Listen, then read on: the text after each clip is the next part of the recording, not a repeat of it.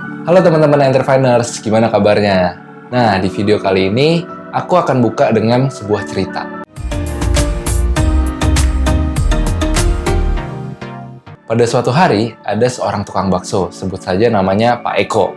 Dia ini sudah berjualan bakso selama 10 tahun. Mulai dari belanja bahan, masak, siapin semuanya, dan lain-lain, dia semua yang kerjain seorang diri. Dari pagi sampai malam. Nah, emang sih baksonya ini ramai dan punya banyak pelanggan. Dan omset bulannya pun bisa sampai 30 juta.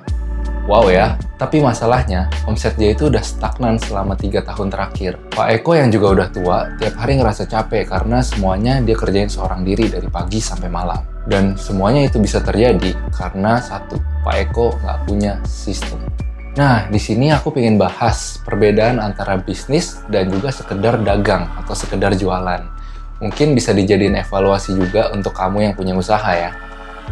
Perbedaan pertama adalah sistem. Sistem ini terdiri dari banyak hal ya. Bisa aja ada sistem marketing, sistem finance atau keuangan, sistem operasional, sistem sumber daya manusia. Kalau yang namanya bisnis harus punya semua sistem itu. Nah, kalau ngomongin soal marketing, suatu bisnis harus punya perencanaan strategi, penganggaran juga, bagaimana caranya nanti untuk dia bisa mempromosikan atau menambah jumlah pelanggan di perusahaannya itu. Dan goal akhirnya tentu saja omsetnya bertambah. Kalau soal keuangan, suatu bisnis harus punya laporan keuangan yang teratur setiap bulannya supaya bisa jadi lebih terstruktur pencatatannya.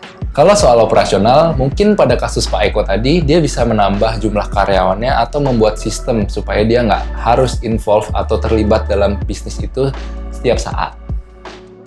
Perbedaan kedua, salah satu ciri khas utama kalau kamu hanya sekedar dagang atau jualan adalah owner yang harus selalu terlibat dalam kegiatan operasional perusahaan. Nah, ini berhubungan dengan poin sebelumnya nih, yaitu karena tidak adanya sistem yang jelas untuk kegiatan operasional supaya usaha itu bisa berjalan secara mandiri tanpa harus didampingi atau harus owner itu terlibat. Tapi kalau level usahamu masih di awal-awal, wajar banget kok untuk owner terlibat langsung dalam kegiatan operasional. Nanti seiring dengan berjalannya waktu, baru deh rekrut orang-orang yang kompeten di bidangnya masing-masing untuk mengisi posisi di bisnis kamu yang diperlukan. Kita masuk ke perbedaan nomor 3. Sebuah bisnis punya strategi jangka panjang untuk men-scale up bisnisnya. Nah, salah satu masalah utama Pak Eko tadi yaitu adalah omsetnya yang udah stagnan selama 3 tahun berturut-turut. Itu terjadi karena dia nggak punya strategi jangka panjang untuk melebarkan sayap usahanya. Nah, makanya penting banget nih untuk kita punya strategi jangka panjang atau visi perusahaan yang ingin dicapai supaya kita bisa tahu mau dibawa kemana nih bisnis kita untuk beberapa tahun ke depan atau belasan bahkan puluhan tahun. Nah, teman-teman entrepreneurs, itu tadi bedanya antara bisnis atau sekedar berjualan. Buat kamu nih yang udah punya usaha, gimana? Apa kamu udah ada di jalan yang benar? Atau baru sadar setelah kamu nonton video ini? Tapi kalau iya pun nggak apa-apa kok, karena selalu ada solusi. Kalau menurutmu video ini bermanfaat, silahkan share ke teman-teman kamu yang punya bisnis juga ya. Dan jangan lupa untuk subscribe channel Entrefine supaya kamu nggak ketinggalan video-video informatif lainnya tentang pengembangan bisnis. See ya!